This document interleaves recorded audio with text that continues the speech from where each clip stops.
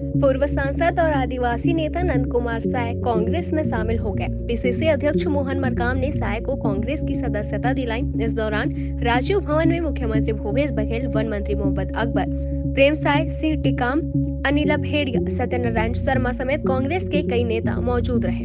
नंद कुमार साय रविवार को बीजेपी से इस्तीफा देने के बाद आज कांग्रेस में शामिल हो गए। इस दौरान भूपेश बघेल ने कहा कि आज अंतर्राष्ट्रीय मजदूर दिवस है और ऐसे में समय में जिन्होंने गरीबों और आदिवासियों के लिए संघर्ष किया है, ऐसे नंद कुमार ने आज कांग्रेस की सदस्यता ली है।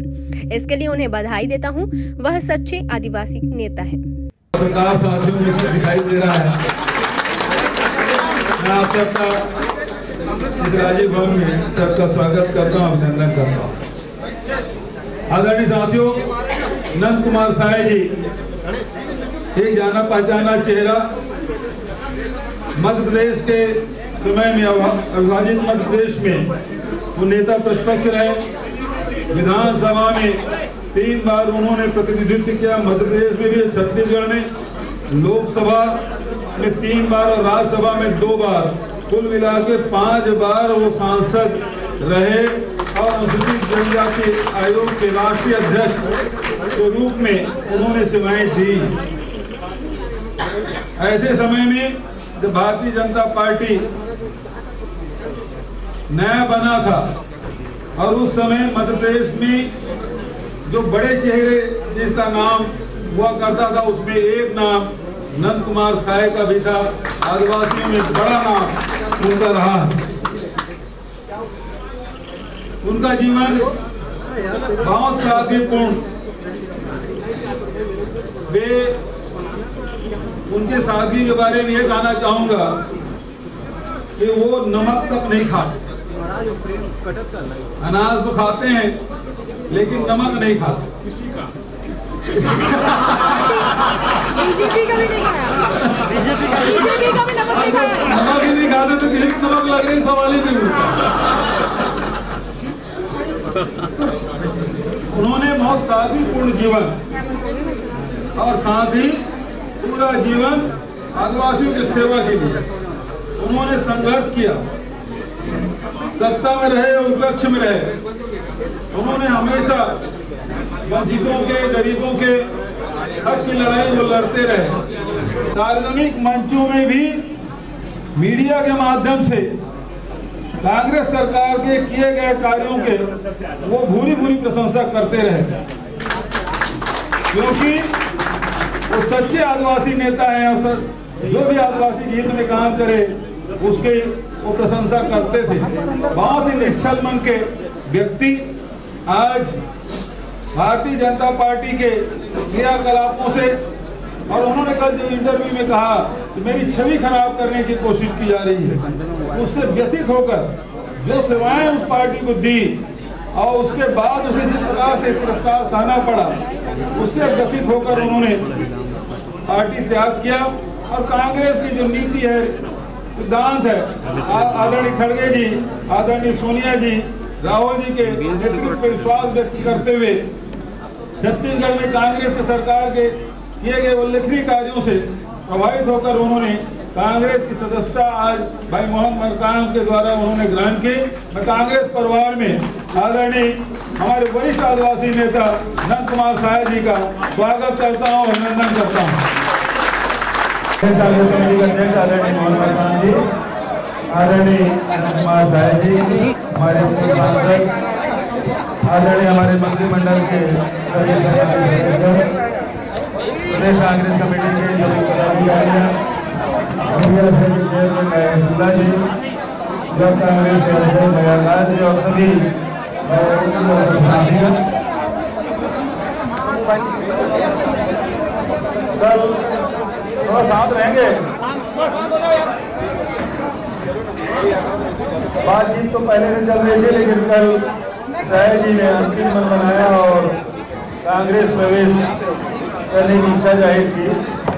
और तब मैंने प्रदेश कांग्रेस कमेटी के अध्यक्ष आदित्य मोहन जी से और हमारे राष्ट्रीय महामंत्री प्रभारी हमारी शैलजा जी से टेलीफोन से बात की और उसके बाद साय जी का आवेदन कांग्रेस प्रवेश का और आदरणीय खड़गे जी ने इसकी अनुमति दी और उसके बाद आज राजीव भवन में मोहन मरकाम जी के द्वारा उन्हें सदस्यता प्रदान की गई और ये हमारे लिए बहुत बड़ा दिन है। ये बहुत ही एक कपिल उपाय संघर्ष के अग्नि से तब तक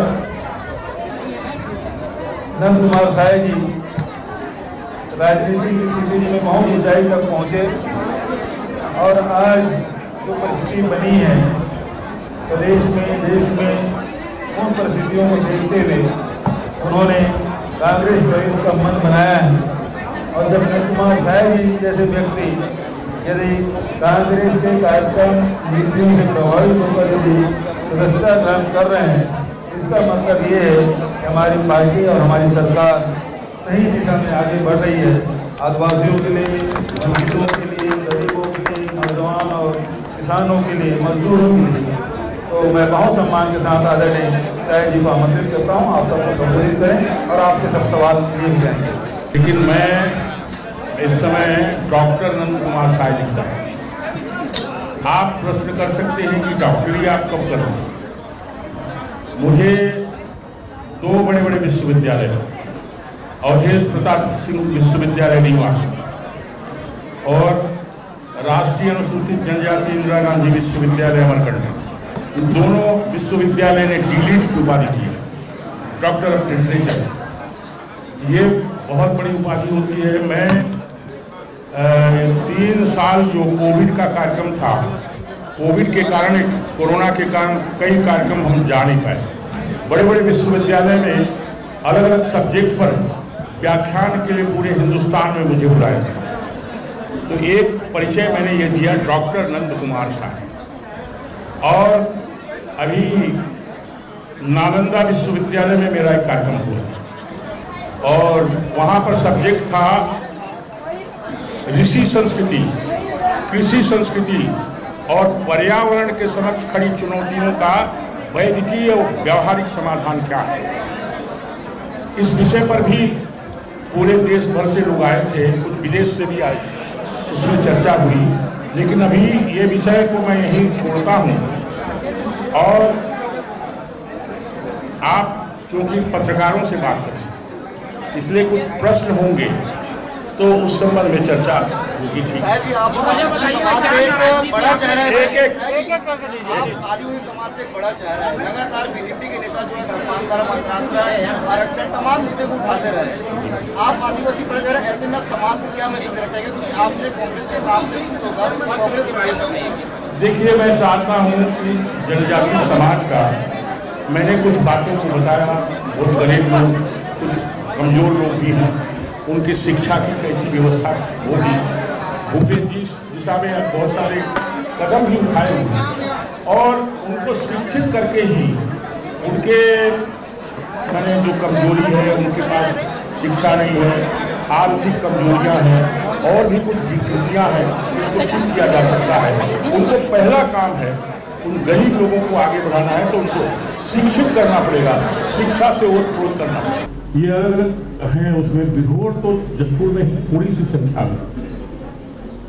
ये समाज को कैसे खड़ा किया जाए, जनजाति वर्ग में ये सबसे नीचे, इसको राष्ट्रपति जी के दत्तक पुत्र माने जाते हैं। मैं ऐसा समझता हूँ इनमें कैसे शिक्षा को आगे लाया जाए, इनको किस तरह से पढ़ाया जाए ताकि ये समाज थोड़ा आगे आए।